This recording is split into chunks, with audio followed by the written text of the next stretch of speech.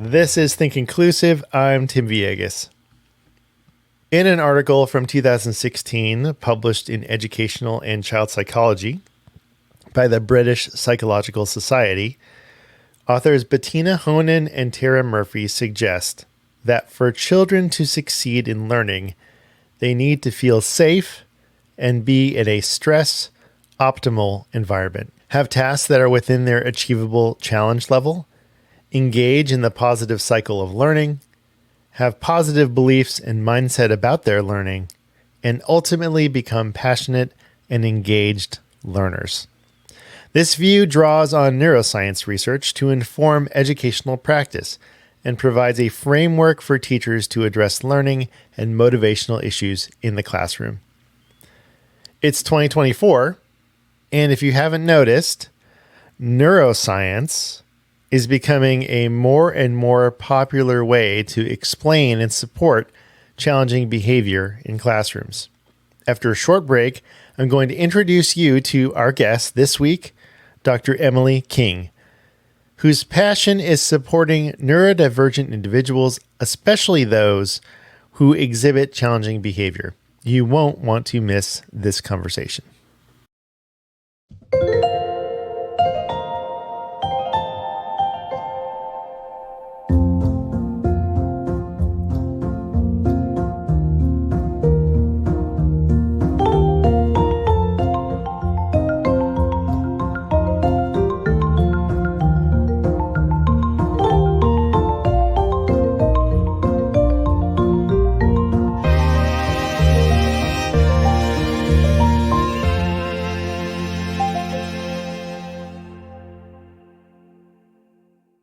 Hi, welcome back to Think Inclusive, where each week we bring you conversations about inclusive education and what inclusion looks like in the real world. Dr. Emily King has spent the last 20 years working with neurodivergent children and teens, along with their families and teachers in schools and private practice. She has sat on both sides of the IEP table, first as a school psychologist, and then as a parent. Her focus is on understanding how developmental skills, relationships, and safety intersect to create an ideal environment for growth. After 5 years as a school psychologist and 14 years in private practice, Dr. King shifted her focus to supporting parents of neurodivergent children.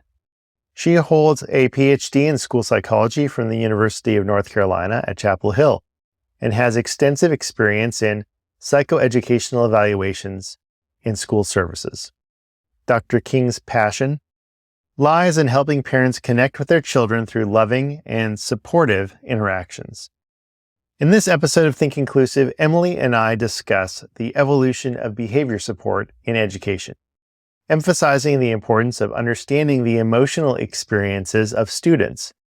Emily challenges the traditional deficit model and highlights the need for patterns and prevention strategies. Dr. King also addresses the silos between general and special education and offers practical advice for educators to create inclusive classrooms. She emphasizes the significance of building relationships with students, knowing their interests, and creating a safe and secure learning environment. Before we dive into our conversation with Emily, I want to tell you about our sponsor for this week, the Described and Captioned Media Program. DCMP is the nation's leading source of accessible educational videos. Membership is free and for families and school personnel with at least one early learner through grade 12 student with a disability. And it includes free access to thousands of videos and educational television series with captions, audio description, and American Sign Language. DCMP also provides guidelines for captioning and describing educational media, as well as professional development and e-learning resources. DCMP is fully funded by the U.S. Department of Education. And did I mention its services are free? Check them out at dcmp.org. And now, my conversation with Dr. Emily King. Oh, and for free time this week, a preview of the MCIE Summer Institute this August in Annapolis, Maryland.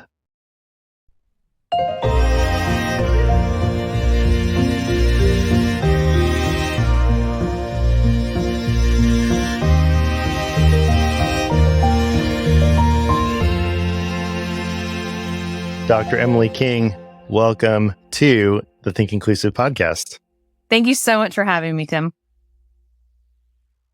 Emily, I've been thinking a lot about behavior, a lot about challenging behavior, and about how educators have changed their thinking about how to support behavior. And I'm wondering, is that something that you've gone through? Because as an educator who's been in schools and now is practicing, with clients outside of the school setting, there's been a lot of changes with how we support. So what's kind of your thinking around that? Yeah. So just to give a little context of the time frame, because this matters, right? I was trained in graduate school from 2001 to 2005. I was a school psychologist from 2005 to 2010. And in that time frame, I feel like my grad school training was still a very deficit model, medical model. We diagnose, of course, we're trained to test and place and diagnose and get kids access to help, right? Like that's what we do. Once I was on the ground as a school psychology intern and really challenged with, I was supervised, but I was on my own, like at these meetings and working with kids and working with parents. And then we have lots of supervision early in our careers, but still I had more freedom to be like, hey, what do I really think about this? And so even back then in like the mid 2000s, I just had a personal reckoning with seeing kids get restrained or seeing kids that I felt like were getting disciplined for things they couldn't help. So I started to have these moments of this doesn't feel right to me. And I was so young in the profession, you aren't really super empowered to say anything yet. And you're working with administrators and teachers who are older and more seasoned than you, supposedly. And so, as I've grown and matured in my career professionally and also become a parent, honestly, about advocating as a parent and understanding how helpful it is to know what teachers are going through in terms of, just the time load, just how many kids they have.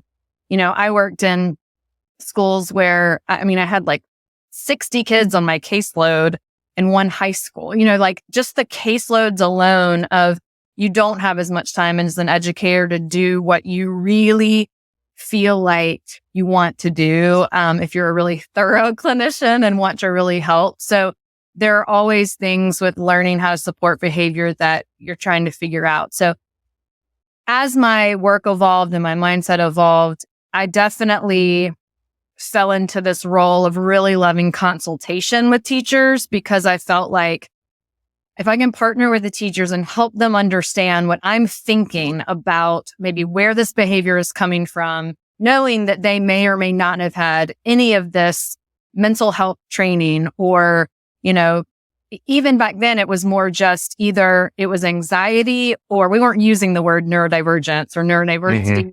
We weren't talking about emotional regulation. We weren't talking about any of that nervous system stuff. We were talking about this kid is having behavior and where's that coming from? Or teachers will say, it came out of nowhere. It came out of the blue. And parents will say this too.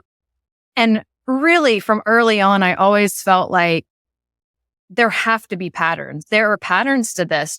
And I just remember the first time I saw Ross Greene's work, I was like, yes, kids don't want to do poorly. None of us want to do poorly. So when, I started learning from Ross Greene, Mona Delahooke, Laurie Desautel's, people who are in this field, kind of putting the neuroscience behind it, it started to make more sense to me from a nervous system experience rather than this child is showing up with this behavior. So I'd say the evolution of mine kind of came from, I was trained in these identify the behavior, figure out where it's coming from. And, I learned obviously how to do functional behavior assessments and behavior intervention plans. But I always asked the team and always was kind of a squeaky wheel that asked the team, okay, but how are we going to get the kid to do what we've put on the plan? Like, that's all, cute and fun on the plan, but what's going to happen? Like like, how are we supporting and why is this happening? And so there's so much we can do to prevent behavior when we fully understand the child's emotional experience in classroom or in the school building.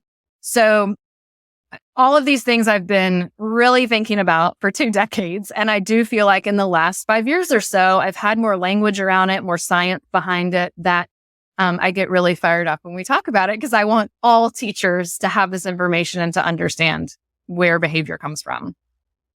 Yeah. So thank you. Thank you for sharing all of that and your journey. I also have done many functional behavior assessments. And when I was a support specialist in a public school system, and I also have gone through this journey of trying to figure out and have language there has to be something more than function, right? And so I think like the question is always why, right? Why is the behavior happening? What is behind it?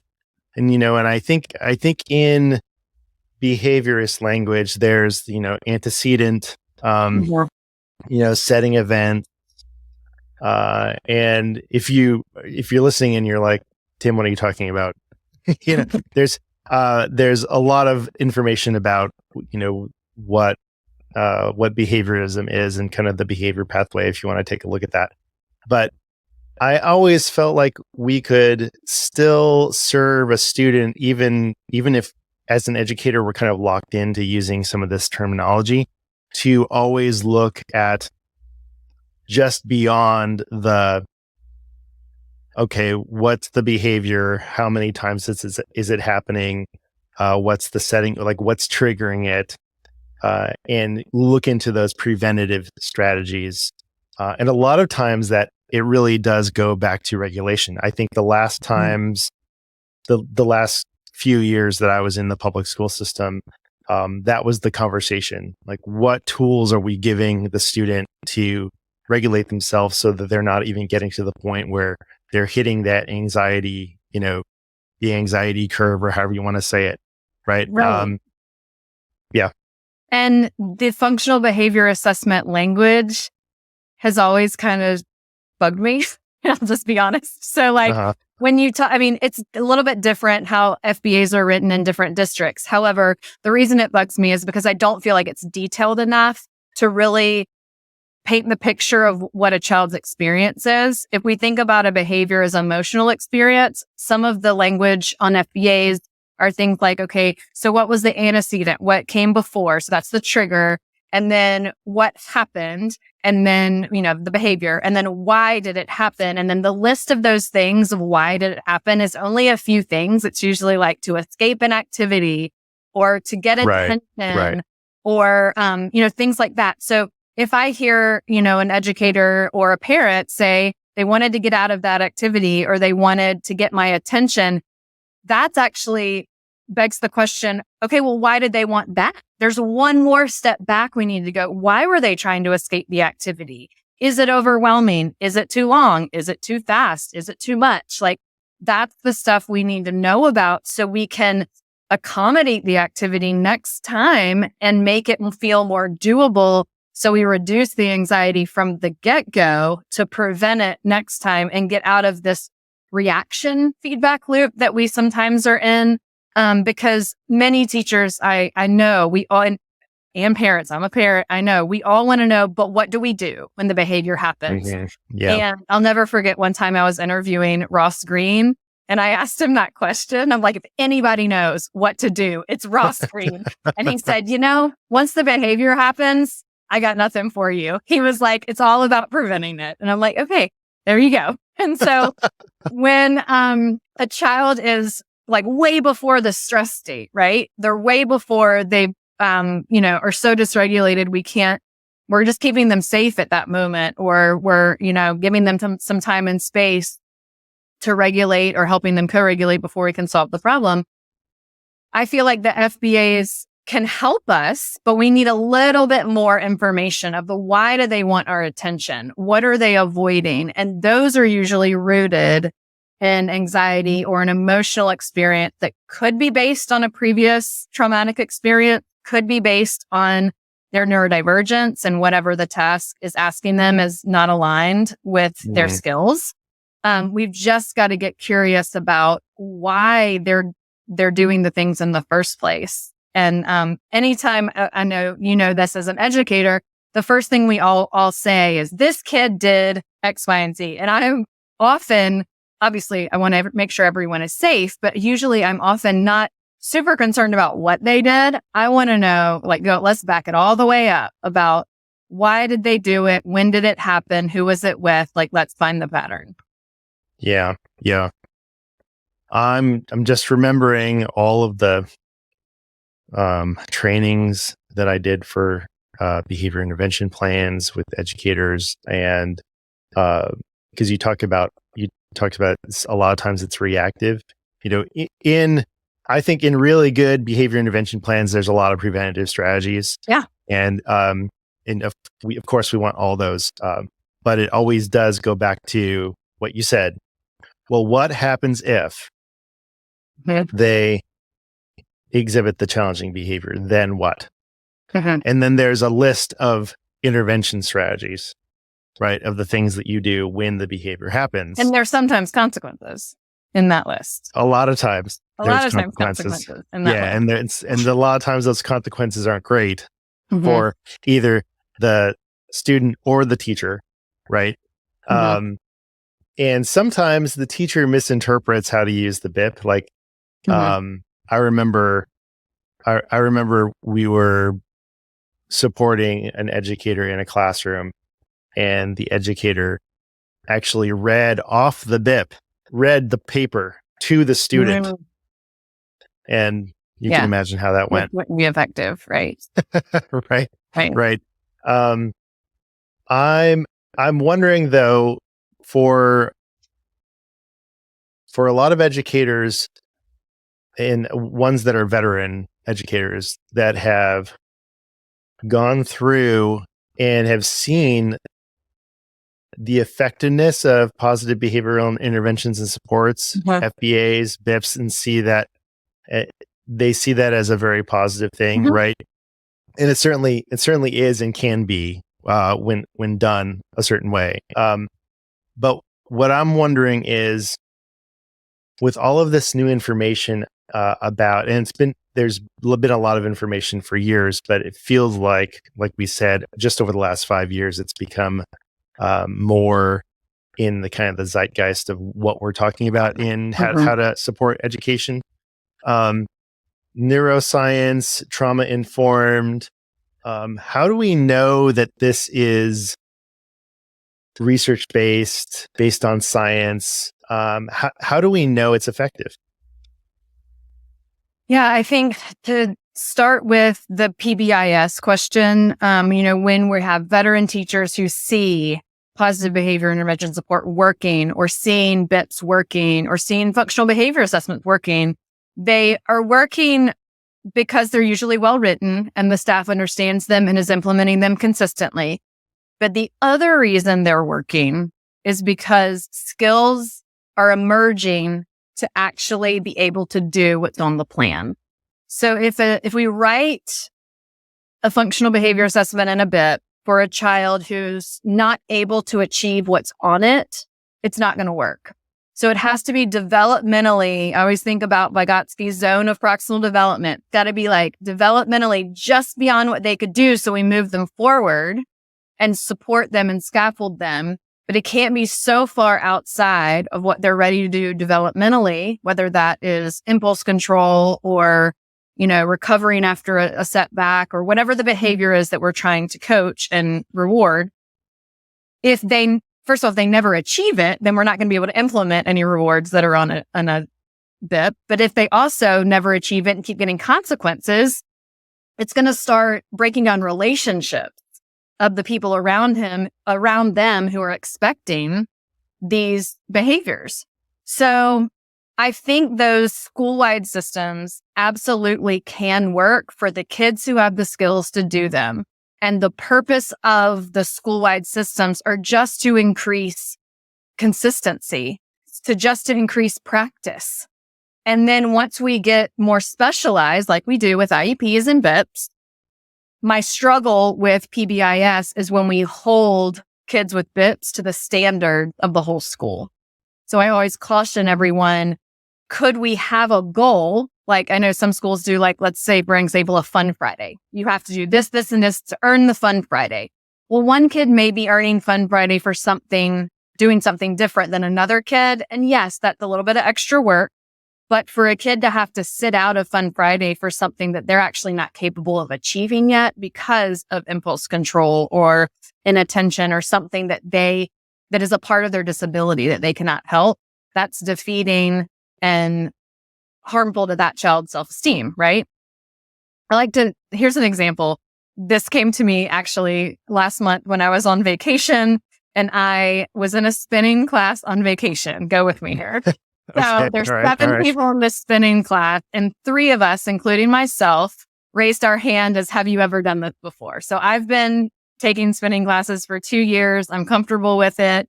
I kind of know my body and my rhythm and I love the music. So 4 people in this class had never done it before.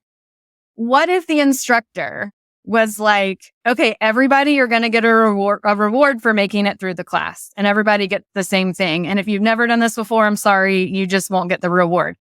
One person in the class quit midway through. She even said, like, you're a great instructor, but I hate this. Like, some people just don't like it. Not for me. And then the other 3 people were just really struggling because they had never done it before. It is a skill. You have to, I don't even love riding bikes, but I do love spinning for what it's worth. I feel like I'm locked in and I can't fall. So it's an example though of like when you're in a class like that and you're all asked to do the same thing, which is very similar to what we ask our student, and then you don't get the reward for doing what you're asked to do, but you're actually not skilled enough to do it yet. It just feels so unfair when we say it like that, right?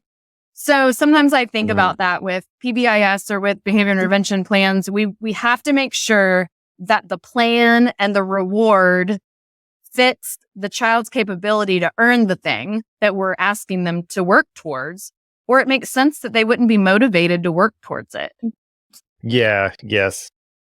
And it's so thank you too for not completely throwing it away. Yeah, I don't think we need to. I don't. I think there is a sentiment that we just need to get rid of positive behavior interventions and supports and any sort of use of them. And I'm not so sure about that, especially because I am part of the practitioners who really did see a benefit. But in saying that, I always was like, there's got to be something more that we're doing here. And I think what you're talking about with making sure that the learners have the skills so that we can implement these plans effectively. I think that's a really good summation of maybe what, or part of what is missing. Mm-hmm. Yeah. And it is a little bit of extra work for an educator. Once we have a school-wide reward situation like PBIS, it's tricky because kids figure out, oh, so-and-so didn't earn the thing. And then it becomes socially embarrassing for some kids, which can be shaming. So we don't want that to be a thing either. Right. So right. I see the solution as educators knowing kids' skills really well and being able to tweak and have a personal conversation with that child on, let's say it is a week-long reward, and have a conversation on Monday and say, hey, this week you're working towards earning Fun Friday for this thing that teacher knows the child has done before, but maybe is doing inconsistently or cannot do yet by themselves, but is doing it with a reminder. what can they do successfully to earn that thing? And yes, it takes a little bit of outside the box extra thinking about that, but it's no different than accommodating reading or accommodating math or accommodating writing.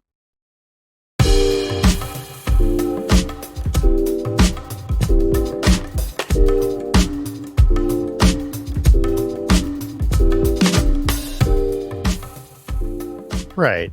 Yeah. Well, and also it's like when we talk about the tiers, I know people have, thoughts about tiers.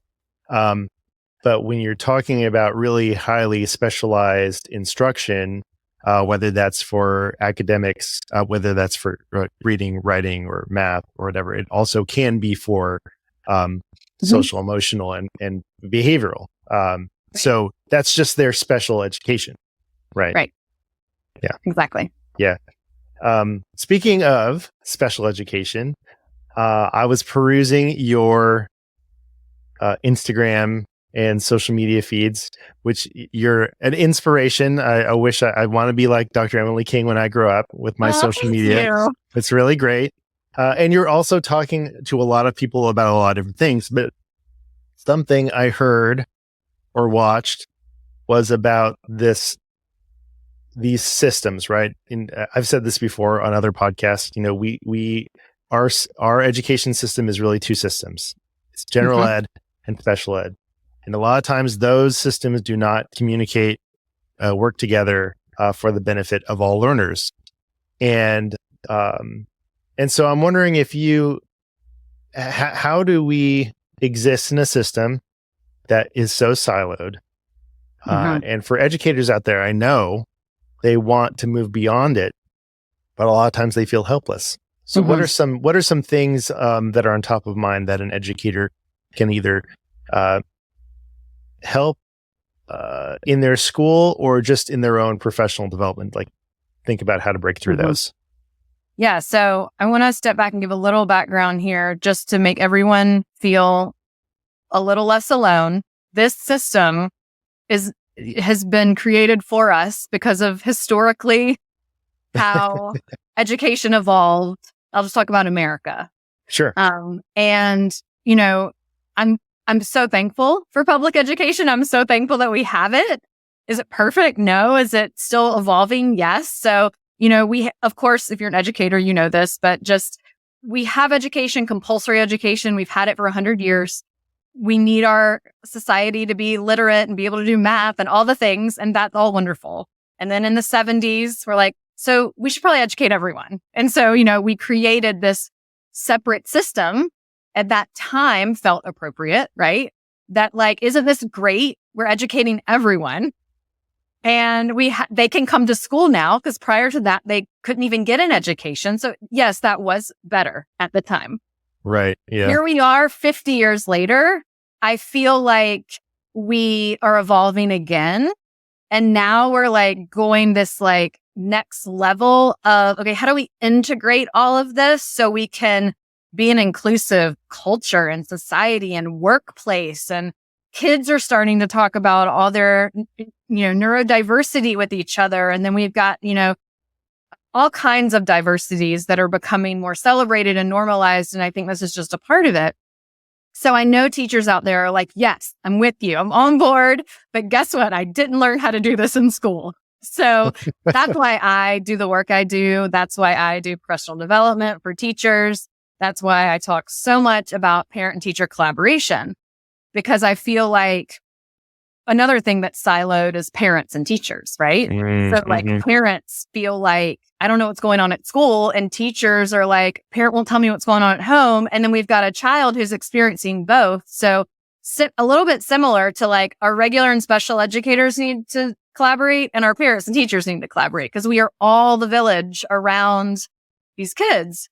So if you find yourself being that teacher who wants to be the one who gets their student. I talk with kids all the time and they're like, my teacher gets me. And that's the best compliment you can get as a teacher because it's this intangible, I feel seen. They understand what's hard for me. They understand what I'm interested in. And I don't feel like they're going to spring something on me or expect something of me that they don't think that I can't do. So if you're that teacher and you want to know more, start by thinking about how a child navigates your classroom or navigates the school building, like starting with like body regulation. Like, do they move quickly? Are they sluggish? Are they quiet? Are they talkative? Like, what is their energy like? And these are all things I've learned from OTs over the years, right? What are they sensitive to? What are they seeking out? We've got kids that pretty much it's 4 or 5 categories of kids. We've got the active ones, we've got the quiet ones, we've got the talkers, we've got the ones that ask a million questions, and then we've got the ones that really want to be in charge. So, we've got a few categories of temperaments that we see in classrooms, and learning your students that way and then figuring out what are their interests. Because this sounds so simple, but it's so true. When a child is able to engage with their interests, their anxiety is going to go down and they are going to be able to express themselves better. The number one thing I coach teachers on is this intersection of anxiety and learning, where if our anxiety is too high, we can't learn. And this is why kids and people kind of go quiet, go silent when we're upset and overwhelmed. And then when we feel comfortable and safe and our anxiety is low, then we have the cognitive capacity to learn and grow and be curious. Learning is vulnerable. Curiosity is vulnerable. So kids have to feel safe and secure in your relationship, in your classroom. And sometimes you can create this as a teacher just in your relationship. It gets tricky if you have maybe a student with a lot of externalizing behaviors that may make other students feel unsafe. Like there are definitely things I know that happen in classrooms that are out of your control.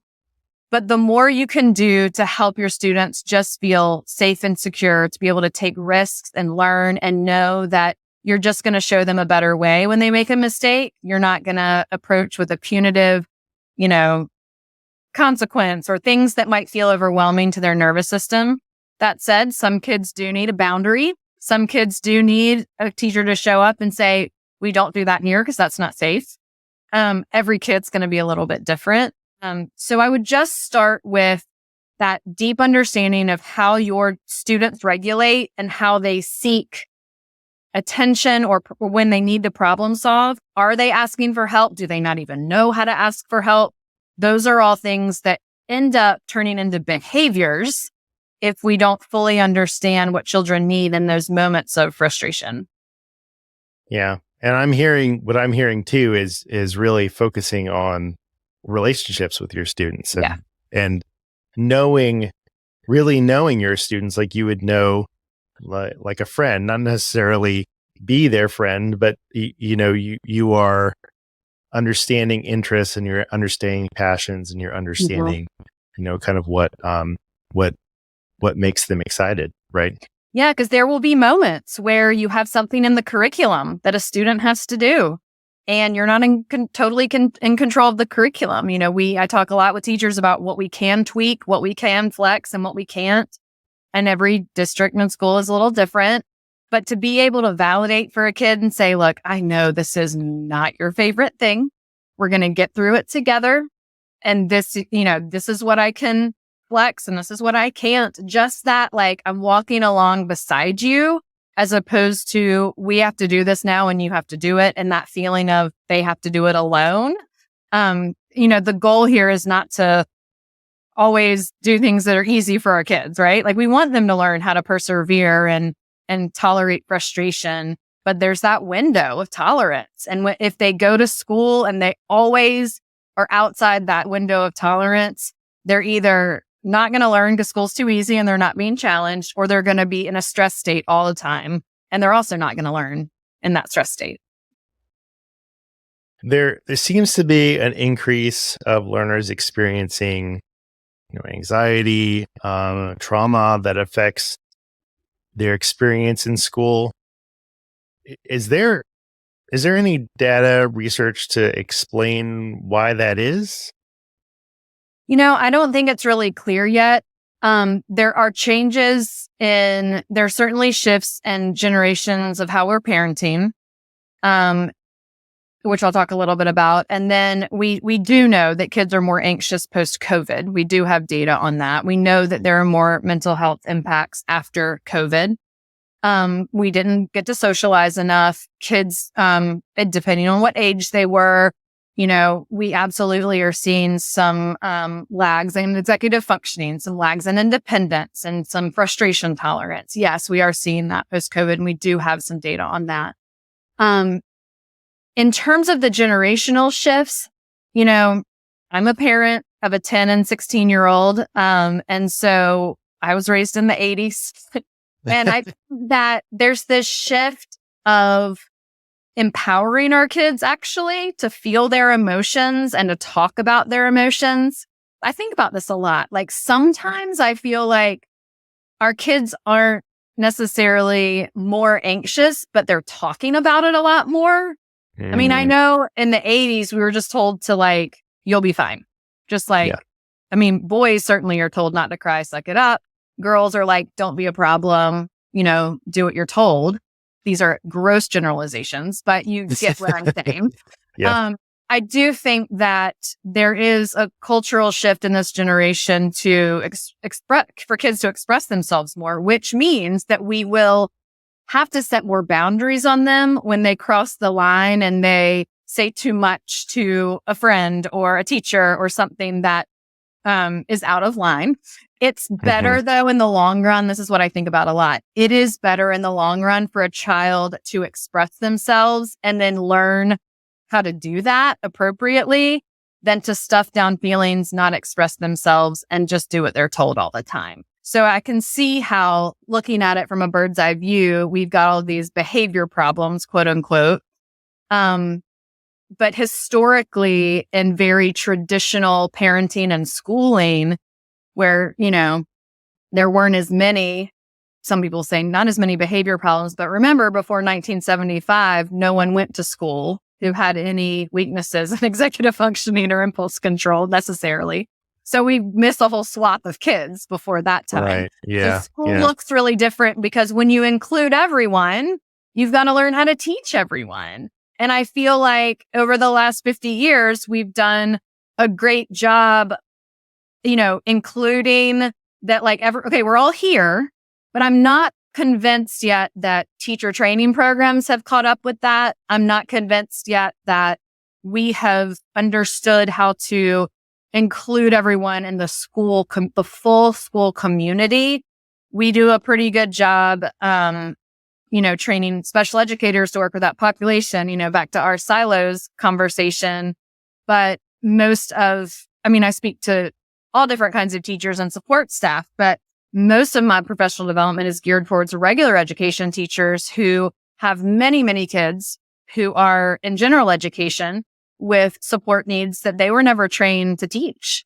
And so my hope is that moving forward, more teacher training programs are including courses in their just regular elementary education degrees, that you would get this information in a class that's beyond. I think you might get a classroom management course or a abnormal psychology course or a child development course, but those still, I think, are taught in a way this is what you need to know, but that's not but what do I do?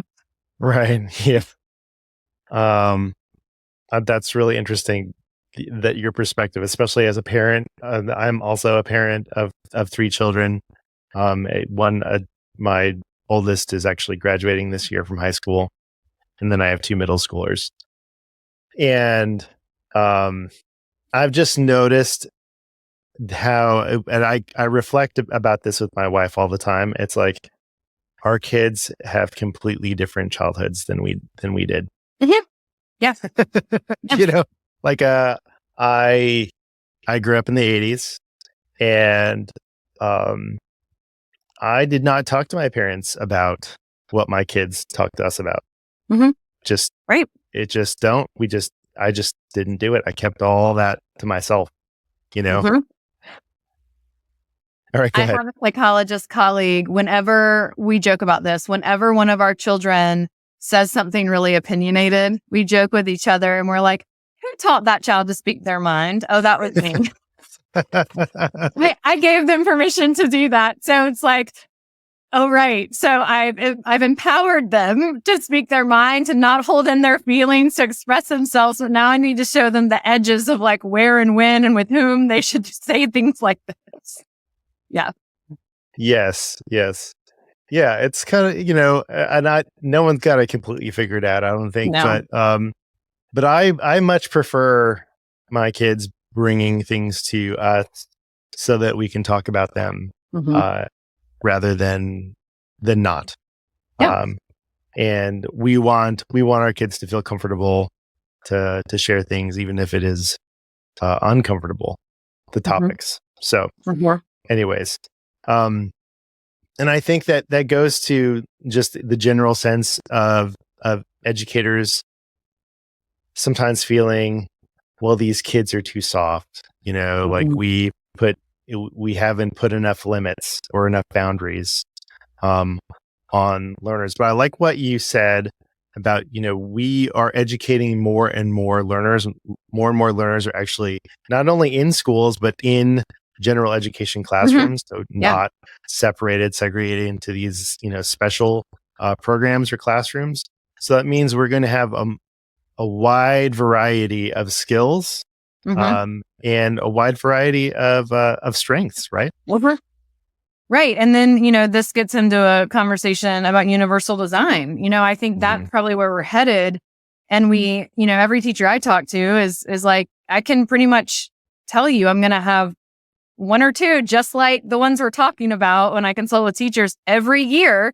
So you can, once you have a child with any kind of differences that you figured out strategies, you add to your toolkit as a teacher.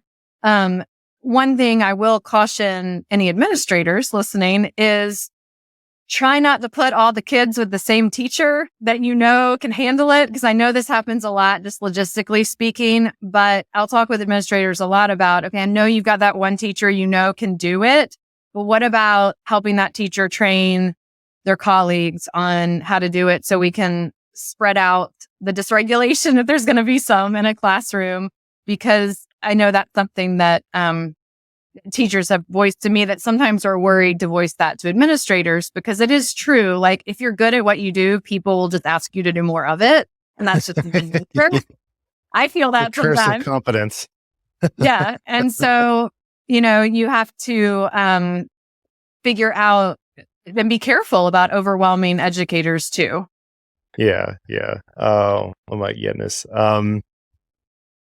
Well, you have a lot of resources. So not only do you have your website, which, it has a lot of great trainings for parents and educators to take, but you also have a Substack, which has tons of information. And then you have social media, and then you also have your podcast. So why don't you share with our audience where people can find you and some of the things, maybe some of the most popular resources or things that you want to make sure they know are available. Yeah. So my overall mission is to make school better for our neurodivergent kids and teens. So I have grown out of this place of working with parents and have extended it to educators too, because that's where I started as a school psychologist. And what that looks like to me is working both with parents and with teachers. So I do online workshops for parents monthly, which you can find at learnwithdremily.substack.com. And then I do professional development for teachers, which you can find all that information at my website, which is learnwithdremily.com. I have my podcast and my social media where I like to highlight things around just my ideas about education and inclusion and where I feel like we're going, but also parent and teacher mental wellness. So I'll cover topics, I just recently did a podcast on sobriety, because that's something that lots of moms have been talking with me about lately, of taking care of ourselves so we can take care of our kids and our students. And also just lifting up neurodivergent voices. So any programs that are happening, any people who want to tell their stories and help all of us understand different perspectives, because as we know, every single neurodivergent perspective is different. And so I try to highlight those as much as I can on my social media and podcast. And most of my Substack is free, but there are some more detailed paid subscriptions that you get more info with directly with me or with the workshops. Fantastic. Yeah. Emily, can you, I don't know if you listened to the podcast before, but we have something called the mystery question. Would you like to participate? I'm game. Okay. Can't make any promises. Well, my answer might be. Hold on. I'm trying to figure out where my deck of cards went. Hold on a second. While you're looking for that, can I do a plug for my summer PD sale? I just remembered that if this is coming out in May. Yes, you go right ahead while I look for my cards. Got it.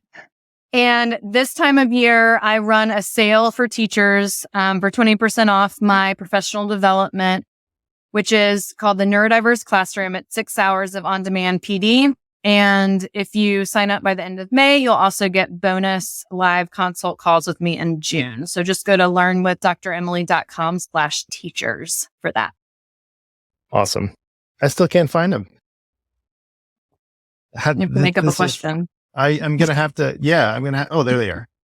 I eventually will, because I'm going to run out of cards. And so I think there's like 200 of them. So, and they're How made many are we going to do? They're made, just one. Usually it's just one. Usually it's just one. And I try not to preview them, but some of them are not great. So we just pass on it. Okay. This is a good one. What would you do with an extra hour in your day? Well, today I would listen to the Taylor Swift album, which I have not had time to listen to. And I listened to a song and I'm like, I need to just stop and listen to all of these lyrics because they're so good. So that's what I would do with my day today. That's probably a little dated by the time this podcast came out. So if I had an extra hour, I would probably go on a walk with my dog and listen to music. Yeah, of some kind. Nice. I try to go on a walk with my dog every day, actually. We have a routine. So I go in the morning, right after the kids leave on the bus. And my dog, I don't know if you can see him, but he is. Oh, no, I can't. He is, you can or you can't? No. Okay, it's dark. It's too dark. Well, he's a black lab, so it's really hard to see. Hard to see him because he's in the dark. Yeah, he's in the dark. He's on the bed, hanging out. His name is Jupiter. And he's doing the stretch right now. What would I do with an hour extra? Well, I guess if it's me time, I also like to listen to music, but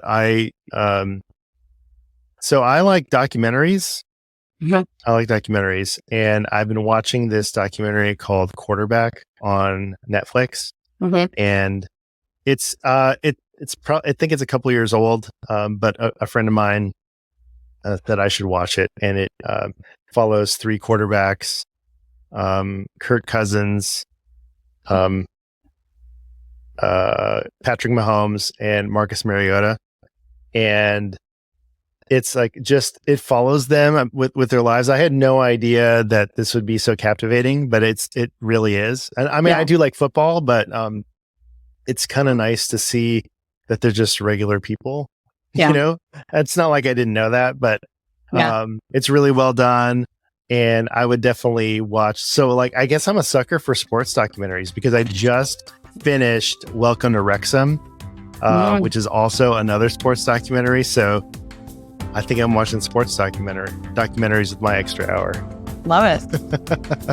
All right. Well, I guess I'm listening to the new Taylor Swift album while walking my dog with my extra hour. There you go.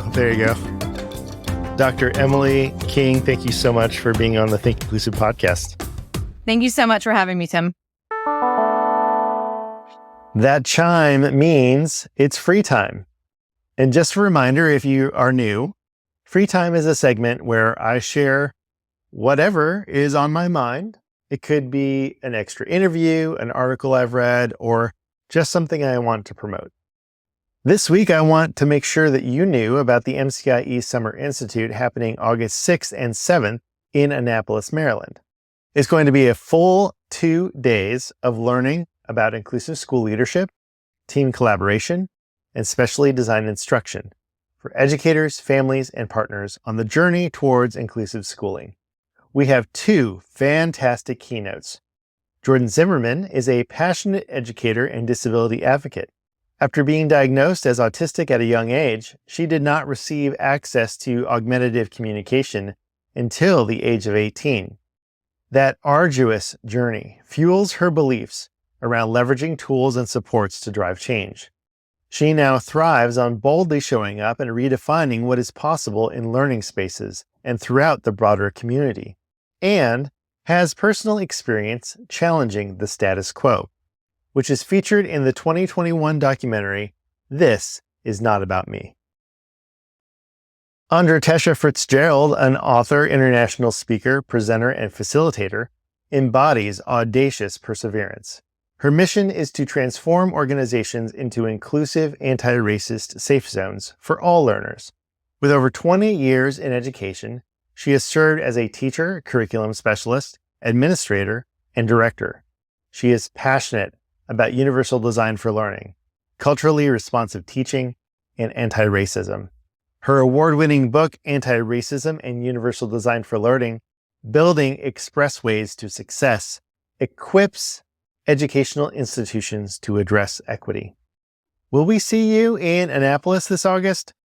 I'll drop the registration link in the show notes, and feel free to reach out to me with any questions. You can always contact me about this or anything else at tvillegas@mcie.org. That's tvillegas@mcie.org. That's it for this episode of Think Inclusive. Think Inclusive is written, edited, designed, mixed, and mastered by me, Tim Villegas, and is a production of the Maryland Coalition for Inclusive Education. Original music by Miles Creditch. Additional music from Melody. Thanks again to our sponsor for this week, DCMP. Check them out at dcmp.org. A special thanks to Mickey Mellon for encouraging me to sign up for pickleball this spring. We got a second place finish in a recent tournament. Don't ask us how many teams actually showed up to the tournament. Also, congratulations to all the graduates out there. You know who you are. Thanks for your time and attention, and remember, inclusion always works.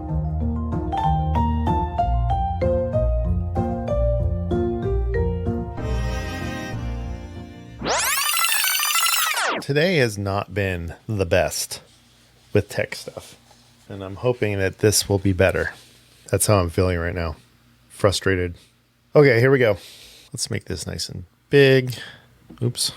And let's do fit to screen. Let's see if there's a there we go, full screen. All right, here we go. This is Think Inclusive. I'm recording right there. Goodness. From MCIE.